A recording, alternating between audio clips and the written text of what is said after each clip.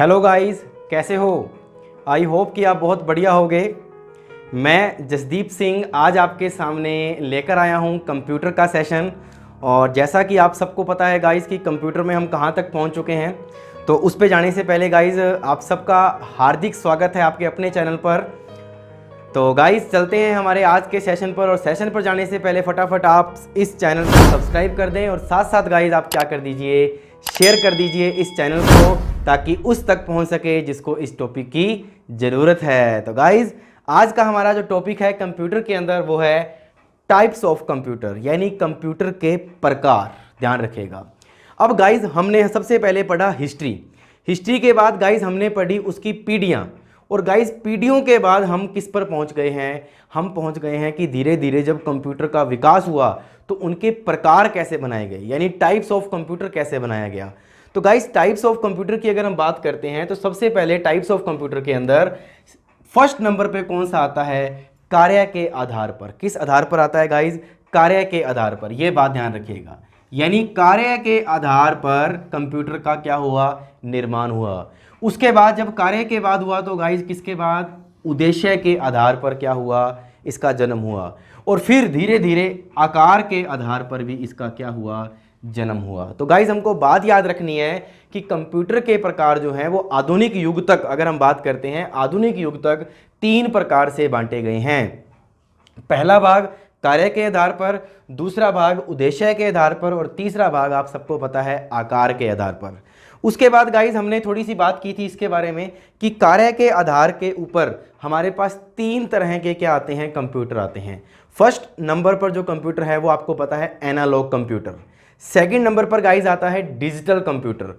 और third number पर अगर हम बात करते हैं, दोनों का मिश्रण मैंने बताया था, हाइब्रिड कंप्यूटर। कौन सा था? Hybrid computer. तो गाइस आज हम सबसे पहले पकड़ किसको रहे हैं? कार्य के आधार पर पकड़ रहे हैं। और कार्य के आधार के अंदर सबसे फर्स्ट नंबर पर कौन सा आने वाला है? हमारा एनालॉग कंप्यूटर।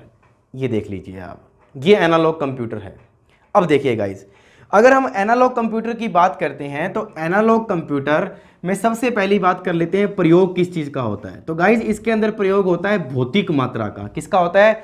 भौतिक मात्रा का मतलब होता है गाइस जैसे ताप हो गया, दाब ज्ञात करना है, लंबाई ज्ञात करनी है, पारा ज्ञात करना है। तो इन चीज़ों को ज्ञात करने के लिए किसका यूज होता है? एनालॉग कंप्यूटर का यूज होता है। मतलब इसका मतलब क्या हुआ गाइस कि भौतिक मात्रा को मापकर, यानी ये सबसे पहले तो क्या करता है? भौतिक मात्रा को मापता है। जैसे मान लीजिए लीटर है तो लीटर में मापेगा, सेंटीमीटर है तो सेंटीमीटर में मापेगा, वो आप सबको पता है।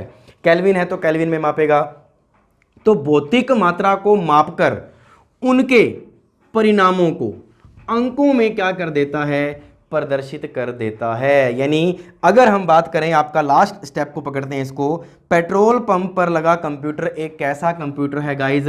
एनालॉग कंप्यूटर है। मतलब जब आप पेट्रोल पंप पर पेट्रोल डलवाते हो तो आप सबको नॉलेज है, उसके अंदर ऑटोमेटिकली वो उसको रिजर्व करता है और आपको अंकों के रूप में बताता है कि कितने लीटर तो आपने तेल डलवा लिया है और उसका रुपीज़ कितने आया है। तो गाइज ये आप सबको पता लग गया कि वहाँ पर जो कंप्यूटर है वहाँ पर कौन सा कंप्यूटर है? एनालॉग कंप्यूटर है। क्योंकि वो क्या करता है? भौतिक मात्राओं को मापकर उनके परिणामों को क्या करता है? अंकों में प्रदर्शित कर देता है। किस में प्रदर्शित कर देता है?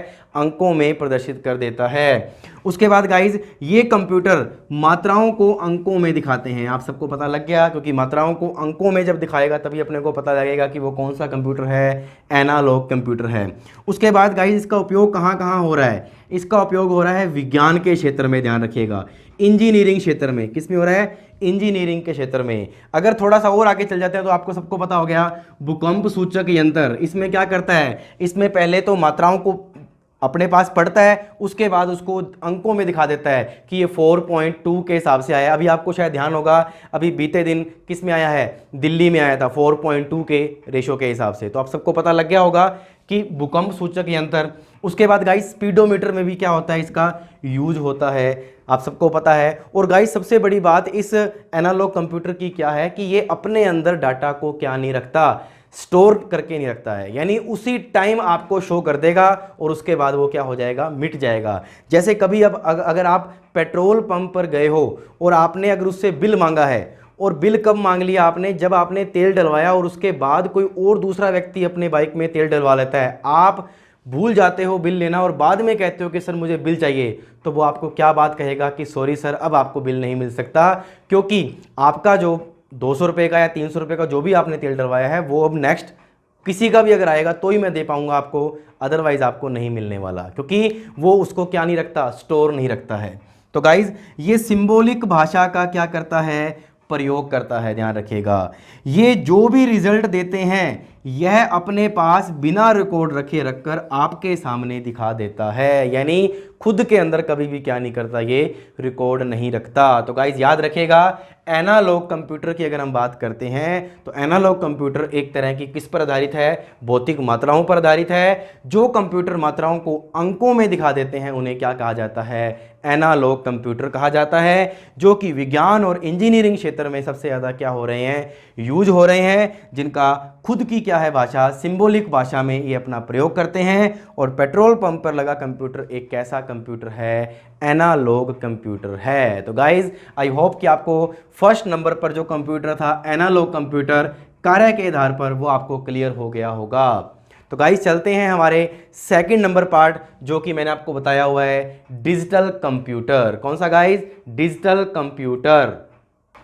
तो गाइस देखिएगा हमारा जो सेकंड नंबर पर है वो है डिजिटल कंप्यूटर। डिजिटल कंप्यूटर नाम से पता लग रहा है जो आधुनिक युग में क्या हो रहा है, यूज हो रहा है। आधुनिक युग का अगर हम बात करते हैं वर्तमान, एज प्रेजेंट, ध्यान रखिएगा कि प्रेजेंट में हम किसका यूज कर रहे हैं, डिजिटल कंप्यूटर का यूज कर रहे हैं। क्योंकि गाइस आप सबको पता है डेस्कटॉप और लैपटॉप आप सबको नॉलेज है, हम अपने घरों में यूज़ करते हैं कि नहीं करते हैं, हम अपने घरों में यूज़ करते हैं, हम व्यापार में यूज़ करते हैं, एनिमेशन बनाने में यूज़ करते हैं। तो ये सारा कुछ किस में यूज़ कर रहा है, डिजिटल कंप्यूटर, ध्यान रखिएगा। यानी डिजिटल कंप्यूटर का यूज़ आधुनिक युग में हो रहा है।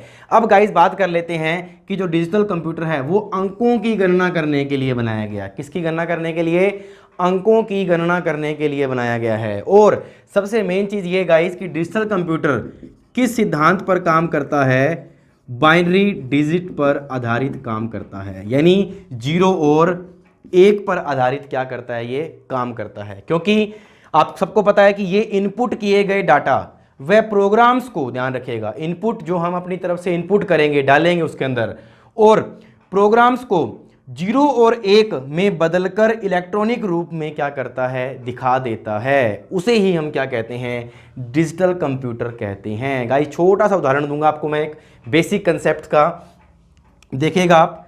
जैसे ये आपका कंप्यूटर है, डिजिटल कंप्यूटर, इसमें सब कुछ होता है, आप सबको पता है। ALU होता है जिसे बोलते हैं अर्थमेटिक लॉजिकल यूनिट। उसके बाद आपकी प्राइमरी मेमोरी होती है, सेकेंडरी मेमोरी होती है, CPU है एक तरह का। इसको आपने क्या दिया, इनपुट दिया।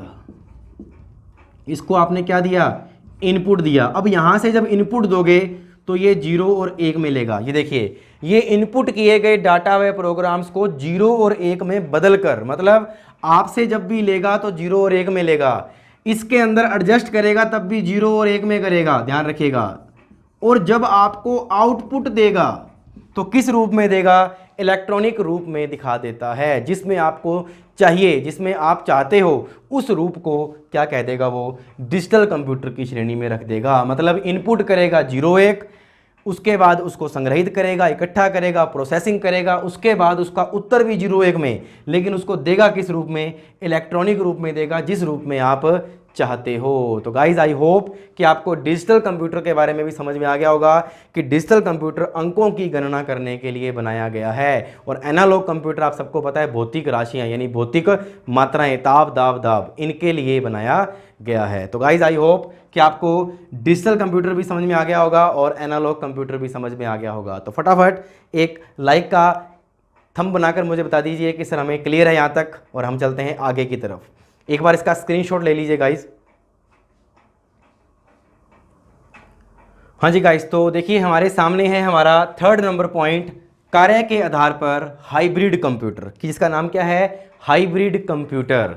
हाइब्रिड कंप्यूटर का मतलब गाइस लिया जाता है कि जिसके अंदर एनालॉग कंप्यूटर भी हो और प्लस में क्या हो, डिजिटल कंप्यूटर भी हो। और गाइस सबसे ज़्यादा इसका यूज जो हो रहा है हाइब्रिड का, वो किस क्षेत्र में हो रहा है, मेडिकल लाइन में। किस लाइन में हो रहा है, मेडिकल लाइन, चिकित्सा के क्षेत्र में हो रहा है। तो गाइज आप सबको पता है कि जब आप ईसीजी, ध्यान रखिएगा, यहाँ आप डायलिसिस करवाते हो तो आप सबको नॉलेज है वो क्या करता है, वो पहले तो भौतिक मात्राओं को अंकों में परिवर्तित करता है और परिवर्तित करके उसको किस रूप में देता है, डिजिटल रूप में आपके हाथों में दे देता है ना, कि आपका ईसीजी इतने पॉइंट में आया है या इतने परसेंटेज में आया है। तो ये सब चीज़ें किससे थ्रू होती है, हाइब्रिड कंप्यूटर के थ्रू होती है। बस गाइस ध्यान रखिएगा कि एनालॉग कंप्यूटर किस क्षेत्र में है, एनालॉग कंप्यूटर अगर हम बात करें विज्ञान के क्षेत्र में, ध्यान रखिएगा। उसके बाद अगर बात करें डिजिटल कंप्यूटर हमारे आधुनिक युग में घरों में या नॉर्मल मार्केट के यूज़ में, बिजनेस के रूप में। और थर्ड नंबर पे हाइब्रिड जो कंप्यूटर है वो कहाँ पर यूज़ हो रहा है, मेडिसिन के क्षेत्र में, यानी मेडिकल लाइन के क्षेत्र में इसका क्या हो रहा है, यूज हो रहा है। उसके बाद गाइज अगर बात करते हैं हाइब्रिड कंप्यूटर के अंदर, तो इसमें एनालॉग प्लस क्या होता है, डिजिटल कंप्यूटर मिक्स होते हैं। तो आई होप कि आपको कार्य के आधार पर जितने भी मैंने बताए हैं वो बिल्कुल क्लियर हो चुके होंगे। तो गाइज हम चलते हैं हमारे उद्देश्य के आधार पर जो कंप्यूटर हैं उनके ऊपर। तो चलते हैं गाइज, देखिएगा। हाँ जी गाइज, तो देखिएगा हमारा जो अब सेकंड नंबर पर पॉइंट है वो है उद्देश्य के आधार पर। और उद्देश्य का मतलब होता है गाइज, आप सबको पता है, किसी विशेष उद्देश्य या सामान्य उद्देश्य।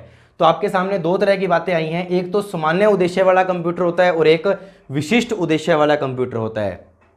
अगर गाइज हम सामान्य उद्देश्य की बात करते हैं तो सामान्य उद्देश्य के अंदर नॉर्मल यूज के लिए इन कंप्यूटर का क्या किया जाता है, प्रयोग किया जाता है, बिल्कुल नॉर्मल यूज़। अगर हम नॉर्मल यूज़ की बात करते हैं तो आपके घरों में जो कंप्यूटर हम यूज़ कर रहे हैं वो बिल्कुल कैसा है, नॉर्मल यूज़ है। गेम खेलने के काम अपने आता है कि नहीं आता है, या फिर कोई डॉक्यूमेंट बनाते हैं हम, या फिर उनको हम डॉक्यूमेंट को प्रिंट करते हैं, या उनका डाटाबेस बनाते हैं, या फिर कोई लेटर तैयार करते हैं, सरकारी काम में, प्राइवेट काम में जो यूज़ होता है वो कैसा काम है गाइज, सामान्य उद्देश्य। यानी कोई नॉर्मल सा उद्देश्य ऐसा है जिसके लिए इसको क्या किया गया है, बनाया गया है, ध्यान रखिएगा। उसके बाद गाइस बात कर लेते हैं इसी के अंदर विशिष्ट उद्देश्य कंप्यूटर। अब ये जो विशिष्ट उद्देश्य है तो किसी विशेष काम के लिए बनाया जाता है। जैसे बात करते हैं स्पेशल यूज के लिए इसका क्या किया जाता है, यूज किया जाता है। गाइस आप सबको पता होगा, अभी मौसम का बारे में अपने को पता लगता है कि आज बारिश आने वाली है, कल बारिश आने वाली है, कल मौसम सही रहने वाला है। तो ये जो सारी न्यूज़ है ये हमें किस कंप्यूटर के द्वारा मिलती है, एक विशिष्ट उद्देश्य कंप्यूटर के द्वारा मिलती है। क्योंकि इसके अंदर उपयोग किन किन का होता है, अंतरिक्ष विज्ञान में इन चीज़ों का उपयोग होता है, मौसम विज्ञान में, उपग्रह संचालन में, यातायात के अंदर, कृषि विभाग के अंदर, इन सब चीज़ों का क्या होता है, यूज होता है। किसका, विशिष्ट उद्देश्यी कंप्यूटर का। अगर थोड़ी सी बात कर लें गाइज विशिष्ट उद्देश्य कंप्यूटर की बात, हम नॉर्मल सा यूज लेके चलें तो आप सबको पता लग रहा है कि इन चीज़ों के अंदर इसका क्या होता है, यूज होता है। यानी किसी विशेष काम के लिए, किसके लिए, विशेष काम के लिए। तो गाइज आई होप कि आपको सामान्य उद्देश्य कंप्यूटर भी क्लियर हो गया होगा और विशिष्ट उद्देश्य कंप्यूटर भी क्लियर हो गया होगा। बस याद ये रखना है, ये सामान्य यूज के लिए और ये एक विशेष यूज के लिए, बस इतनी बात याद रखनी है। और इसको आप सबको पता है अंतरिक्ष विज्ञान, क्योंकि अपने चंद्रयान 2 गया था तो अपनों विशिष्ट यूज किया था। उसके बाद उपग्रह संचालन, उपग्रह का संचालन करने में भी किसका यूज होता है, इसी का यूज होता है। क्योंकि गाइज इनमें क्या होता है, सीपीयू की जो क्षमता होती है वो बहुत ज़्यादा होती है। यानी हमारे जो घर में जो सीपीयू पड़े होते हैं वो नॉर्मल यूज़ के होते हैं, लेकिन इनके अंदर जो सीपीयू की क्षमता होती है वो बहुत ही ज़्यादा क्या होती है, शक्तिशाली होती है। इसलिए इसको विशिष्ट उद्देश्यों के लिए ही यूज किया जाता है। तो आई होप कि आपको ये दोनों बातें क्लियर हो गई होंगी। तो चलते हैं गाइज हमारे लास्ट पॉइंट पर, आकार के आधार पर। किसके आधार पर, आकार के आधार पर। हाँ जी गाइस, तो देखो हमारा जो अब है टाइप्स ऑफ कंप्यूटर के अंदर आकार के आधार पर, और आकार के आधार के अंदर गाइस हमारा फर्स्ट नंबर पर पार्ट है माइक्रो कंप्यूटर। और गाइस माइक्रो कंप्यूटर की अगर हम बात करते हैं, भारत का सर्वप्रथम जो माइक्रो कंप्यूटर था वो कौन था, सिद्धार्थ। ध्यान रखेगा, क्वेश्चन आया हुआ है एग्जाम में कि भारत का, ध्यान रखेगा किसका, भारत की अगर हम बात करें तो भारत का कौन सा है, सिद्धार्थ, ये ध्यान रखेगा। और किस कंपनी ने बनाया था, बार्क कंपनी ने बनाया था, जो कि मुंबई की है। कहाँ की है, मुंबई की। तो गाइस पहले मैं वही बात बता रहा हूँ जो एग्जाम में आई हुई है कि माइक्रो कंप्यूटर जो फर्स्ट भारत का है उसका नाम क्या है, सिद्धार्थ, जिसे किस कंपनी ने बनाया था, बार्क कंपनी ने।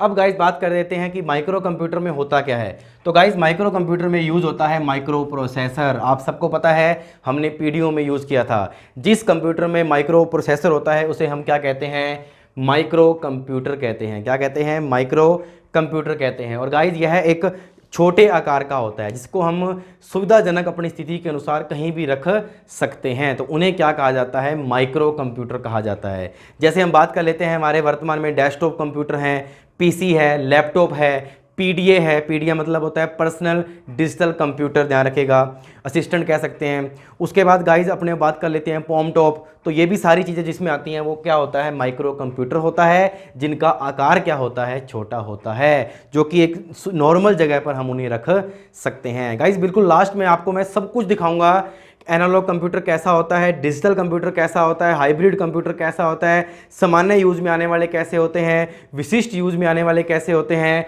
उसके बाद micro computer, mini computer, super computer, ये सब आपको लास्ट में बिल्कुल फोटोज दिखेगी, एक एक करके आप सब कुछ देख लीजिएगा। अब देखिए गाइज, माइक्रो कंप्यूटर की अगर हम बात करते हैं तो मैंने आपको बता दिया, फर्स्ट भारत का है सिद्धार्थ, जो बार्क कंपनी ने बनाया था। इसका यूज़ में माइक्रो प्रोसेसर का यूज़ हुआ था। और गाइज ये डेवलप कब हुआ था माइक्रो कंप्यूटर, 1970 के अंदर, यानी 1970 में इसका क्या हुआ था, विकास हुआ था। और 1971 में सबसे पहला माइक्रो प्रोसेसर युक्त, यानी उसमें प्रोसेसर था, माइक्रो प्रोसेसर युक्त क्या निकाल दिया गया, माइक्रो कंप्यूटर निकाल दिया गया।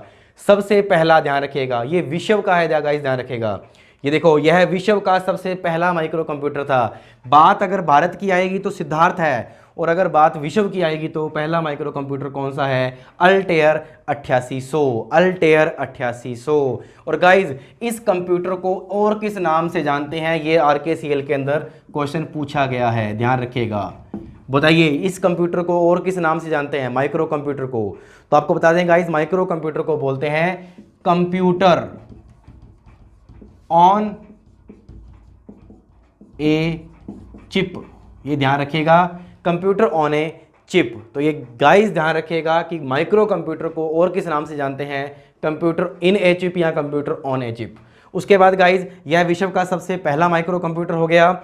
और अल्टेयर 8800 में, ध्यान रखिएगा ये क्वेश्चन इंपॉर्टेंट है, अल्टेयर 8800 के अंदर जो प्रोसेसर युक्त हुआ था वो किस कंपनी का हुआ था, इंटेल कंपनी का, 4004, ये भी ध्यान रखिएगा, क्वेश्चन किसी भी प्रकार से पूछ सकता है, ध्यान रखिएगा। अल्टेयर 8800 के अंदर इंटेल 4004 प्रोसेसर क्या हुआ था, यूज हुआ था। और इसे बनाने वाली कंपनी का नाम याद रखना, MITS, MITS, M का मतलब हो गया माइक्रो, I का मतलब हो गया इंस्ट्रूमेंट, T का मतलब हो गया टेलीमेट्री, और S का मतलब क्या हो गया, सिस्टम। तो गाइस मेरा आपसे क्वेश्चन यही है, मैंने आपको बार्क कंपनी के बारे में बताया था जो कि मुंबई में है, इसकी फुल फॉर्म क्या है आप मुझे कमेंट बॉक्स में लिख के बता दीजिएगा कि बार्क कंपनी की फुल फॉर्म क्या है। तो गाइज आपको आई होप कि आपको एक क्लियर हो गया होगा कि माइक्रो कंप्यूटर के अंदर सबसे पहले यूज क्या हुआ था, माइक्रो प्रोसेसर हुआ था जो 1970 में बना था। उसके बाद 1971 में कौन सा, अल्टेयर 8800 युक्त आया,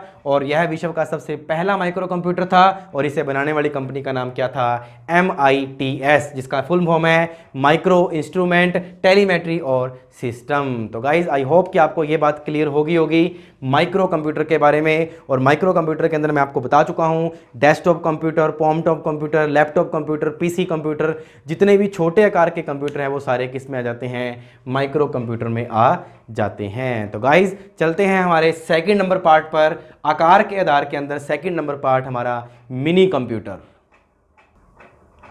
तो देखिए गाइज हमारा जो सेकंड नंबर जो पार्ट है आकार के आधार पर वो है मिनी कंप्यूटर, ध्यान रखिएगा। मिनी कंप्यूटर की अगर हम थोड़ी सी बात कर लें विश्व स्तर के ऊपर, तो विश्व स्तर के अंदर गाइज मिनी कंप्यूटर में विश्व स्तर पर ध्यान रखिएगा PDP-8, ध्यान रखिएगा, personal data platform, personal data platform 8 का क्या हुआ था, विकास हुआ था। पर्सनल डाटा प्लेटफॉर्म का क्या हुआ था, विकास हुआ था, जो 1965 में विकसित हुआ था, 1965 में। तो गाइस ध्यान रखिएगा मिनी कंप्यूटर में विश्व स्तर के ऊपर कौन सा कंप्यूटर है, PDP-8, जो कि 1965 में। अब बात कर लेते हैं गाइस मिनी कंप्यूटर, आप सबको पता है आकार में कैसे होते हैं, मध्यम आकार के होते हैं। उसके बाद इनकी कार्य क्षमता की अगर हम बात करते हैं गाइस, तो आपको सबको पता है मिनी कंप्यूटर है, इनकी जो कार्य क्षमता है वो कीमत, ध्यान रखना, यानी कार्य क्षमता और कीमत, यानी कि एफिशिएंसी और क्या,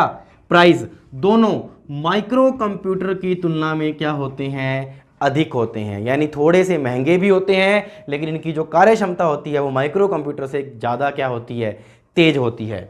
उसके बाद इसका मतलब क्या है तेज होने का, यह एक या एक से अधिक व्यक्ति, ध्यान रखना यहाँ पे क्या होता है, इसका जो यूज है, एक या एक से अधिक व्यक्ति एक समय में एक से अधिक कार्य क्या हो सकते हैं, कर सकते हैं। यानी एक जगह पर बैठकर आप कई काम कर सकते हैं इस कंप्यूटर के द्वारा, एक व्यक्ति के द्वारा, ये ध्यान रखिएगा। यानी एक या एक से अधिक व्यक्ति एक समय में एक से अधिक कार्य कर सकते हैं, किस कंप्यूटर पर बैठकर, मिनी कंप्यूटर पर बैठकर। यानी कहने का मतलब चलाकर, ध्यान रखिएगा, बैठकर का मतलब चलाकर, उसके ऊपर नहीं बैठना है हमको।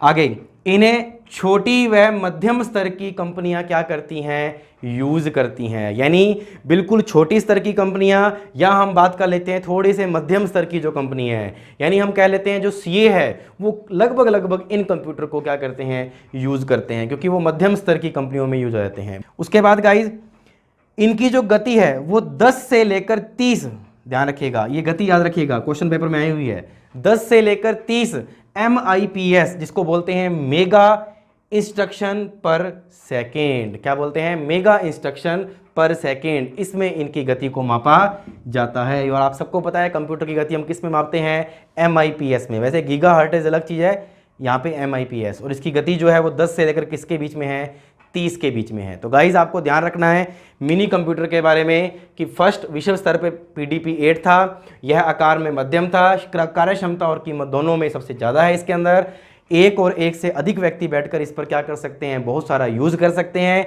छोटी और मध्यम स्तर की कंपनियां इनको यूज़ करती हैं। इनकी गति जो है वो 10 से लेकर क्या 30 MIPS मेगा इंस्ट्रक्शन पर सेकंड तक ये यूज़ होती है। तो गाइज याद रखिएगा मिनी कंप्यूटर, और हम सब कुछ ध्यान रखिएगा, एक एक डायग्राम के बारे में सीखेंगे बिल्कुल लास्ट में कि कौन माइक्रो कंप्यूटर है, कौन मिनी कंप्यूटर है। तो चलते हैं आगे हमारे थर्ड पार्ट पर, मेन फ्रेम कंप्यूटर।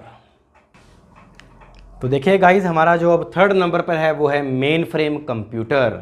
और मेन फ्रेम कंप्यूटर जो है गाइज वो है सर्वर आधारित, ध्यान रखिएगा, एज ए सर्वर के रूप में क्या करता है, काम करता है। यानी इसके अंदर सर्वर लगा होता है और सर्वर पर डिपेंड जो कार्य करता है उस कंप्यूटर को क्या बोलते हैं, मेन फ्रेम कंप्यूटर कहते हैं। गाइस ध्यान रखेगा। और मेन फ्रेम कंप्यूटर जो है वो बड़ी बड़ी कंपनियां, बैंक हो गया, सरकारी विभाग हो गया, एज इसे सेंट्रल यूज़ के रूप में लेते हैं। कौन कौन सी कंपनियां, बड़ी कंपनियां हो गई, या बैंक हो गया, या सरकारी विभाग हो गया।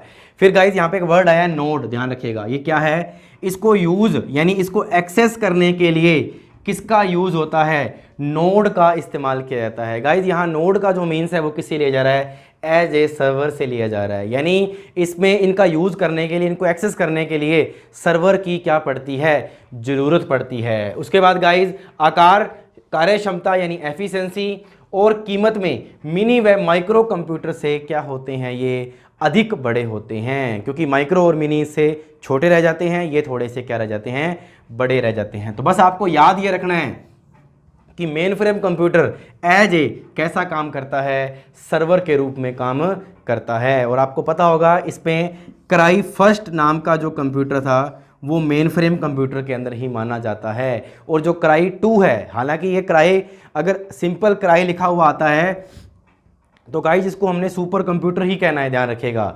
लेकिन अगर क्राई 1 लिखा हुआ आता है तो ये मेन फ्रेम कंप्यूटर का रूप है, ध्यान रखिएगा। और क्राई 2 लिखा हुआ आएगा तो वो सुपर कंप्यूटर का ही क्या है, रूप है। तो गाइस ये ध्यान रखिएगा, बहुत बेसिक सी चीज़ है लेकिन गलत कराएंगे बच्चे कई।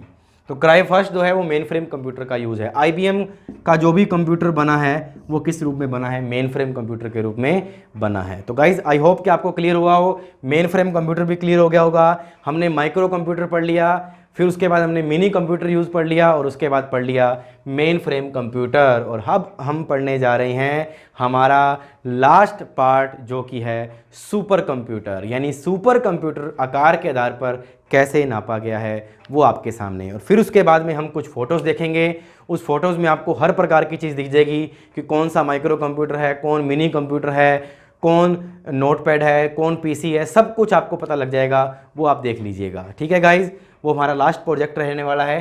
तो मेन फ्रेम कंप्यूटर के बाद हम चलते हैं सुपर कंप्यूटर पर। हाँ जी गाइस, हम आ चुके हैं हमारे सुपर कंप्यूटर के ऊपर। और सुपर कंप्यूटर नाम से ही पता है, सुपर, आप कहते हो ना सुपर से भी ऊपर, तो ये सुपर कंप्यूटर है, ध्यान गाइस ध्यान रखिएगा, जिसके अंदर अगर हम बात करें इसकी हाई स्पीड होती है। क्या होती है? हाई स्पीड, मिनी माइक्रो और मेन फ्रेम से बहुत ज़्यादा हाई स्टोरेज होती है, जितनी मर्जी कैपेसिटी रख लीजिए इसके अंदर। हाई विजिबिलिटी यानी बहुत कुछ इसको हम अंदर तक देख सकते हैं। आकार में एक सामान्य कमरे के क्या होते हैं? बराबर होते हैं। यानी एक कमरे के आकार का जो होगा वो क्या कहलाएगा? सुपर कंप्यूटर कहलाएगा। जिसमें गाइस क्या चलती है? पैरेलल प्रोसेसिंग चलती है। गाइस ये सबसे इंपॉर्टेंट है कि पैरेलल प्रोसेसिंग का मतलब क्या है? यह पैरेलल प्रोसेसिंग का मतलब है जो कंप्यूटर करंटली सबसे हाईएस्ट ऑपरेशन रेट रखते हैं, उसमें परफॉर्म करते हैं, उन्हें क्या कहा जाता है? सुपर कंप्यूटर कहा जाता है। अब इसका मतलब क्या है? हाईएस्ट ऑपरेशन रेट का, यानी आप उसको कोई भी काम देते हो वो झट से आपको क्या दे देता है? आंसर दे देता है। यानी उसकी जो रेट है वो हाई ऑपरेशनल है, यानी फटाफट कोई भी गलती है उसको फटाफट निकाल कर आपको क्या दे देगा? आंसर दे देगा। वो कंप्यूटर कौन सा कंप्यूटर है गाइज? सुपर कंप्यूटर है, जो कि सबसे ज़्यादा कहाँ पर यूज होता है? साइंटिफिक और इंजीनियर के क्षेत्र में सबसे ज़्यादा क्या होता है? यूज होता है। इस कंप्यूटर की जो गति है सुपर कंप्यूटर की, ध्यान रखेगा, MIPS में नहीं मापी जाती है। सुपर कंप्यूटर की जो गति है यानी ऑपरेशन जो है, ये ध्यान रखिएगा, ऑपरेशन किस में मापा जाता है? फ्लॉप्स में। किस में मापा जाता है? फ्लॉप्स, FLOP, जिसका मतलब है फ्लोटिंग पॉइंट ऑपरेशन पर सेकेंड। क्या बोलते हैं इसको?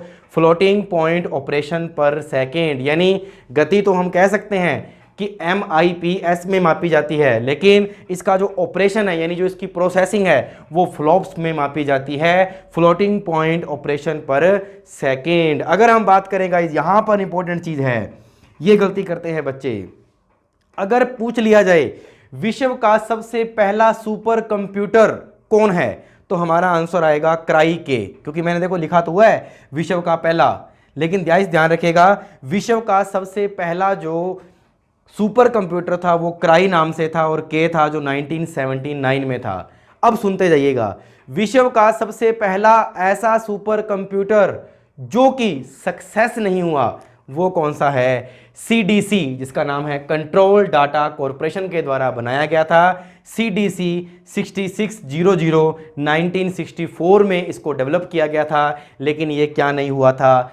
सक्सेस नहीं हुआ था। इसलिए गाइज इसका नाम कहीं पर भी नहीं आता, लेकिन ये खराब कर सकता है उन बच्चों को। ध्यान रखिएगा, सबसे पहला कौन है? क्राई के है विश्व का, जो कि सक्सेस हुआ था 1979 के अंदर। तो गाइज आई होप कि आपको पता लगा हो कि सुपर कंप्यूटर वो कंप्यूटर होते हैं जिनके अंदर पैरेलल प्रोसेसिंग चलती है, जो कि करंटली सबसे हाईएस्ट ऑपरेशन रेट में परफॉर्म करते हैं, उन्हें क्या कहा जाता है? सुपर कंप्यूटर कहा जाता है। अब थोड़ी सी हम आगे की चर्चा कर लेते हैं। देखिएगा गाइज, इसमें अगर हम बात करते हैं इसी सुपर कंप्यूटर के अंदर और क्या बात है, तो सुपर कंप्यूटर के अंदर गाइज एक बात और है कि विश्व का जो नया सुपर कंप्यूटर है वो कौन सा है? समिट। ध्यान रखिएगा, कौन सा है? समिट, जो किस कंपनी के द्वारा बनाया गया है? IBM कंपनी के द्वारा बनाया गया है, इंटरनेशनल बिजनेस मशीन के द्वारा बनाया गया है, और यह कहाँ से है? अमेरिका से बिलोंग करता है। यानी अमेरिका कंपनी ने इसको क्या विश्व का जो नया सुपर कंप्यूटर है वो समिट बना दिया है। अगर बात करें गाइस कि समिट के बाद अमेरिका और कौन सा सुपर कंप्यूटर बनाने वाला है, तो वो बनाने वाला है अरोरा। ध्यान रखिए, कौन सा है? अरोरा। वो भी कौन बनाने वाला है? अमेरिका ही। उसके बाद गाइस बात कर लेते हैं इंडिया के अंदर। अगर इंडिया की बात करें तो इंडिया का 1991 के अंदर, 1991 के अंदर सीडेक कंपनी, ध्यान रखना कौन सी कंपनी? सीडेक कंपनी, ध्यान रखिएगा। और जो सीडेक कंपनी है ये कहाँ पर है? पुणे के अंदर है। कहाँ पर है? पुणे में। और सीडेक की फुल फॉर्म क्या है? Centre for development in advance computing. ध्यान रखिएगा, क्या है? Centre for development in advance computing, CDAC, जो कि कहाँ की कंपनी है? पुणे की कंपनी है। इस कंप्यूटर का जो डिजाइन है वो किसके द्वारा बनाया गया है? विजय भटकर के द्वारा। किसके द्वारा? विजय भटकर के द्वारा।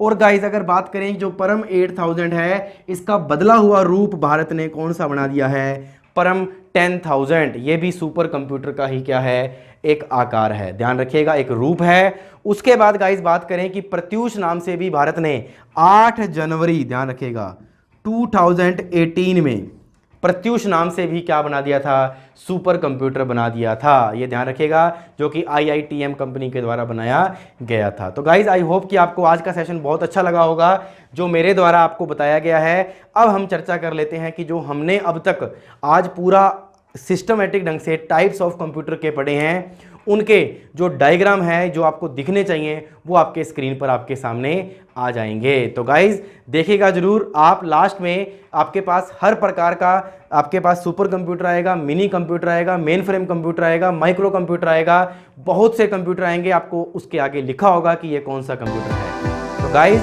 आपको आज का सेशन कैसा लगा है आपने बता देना है फटाफट। जब तक आपको एक स्लाइड दिख रही है तब तक के लिए अलविदा।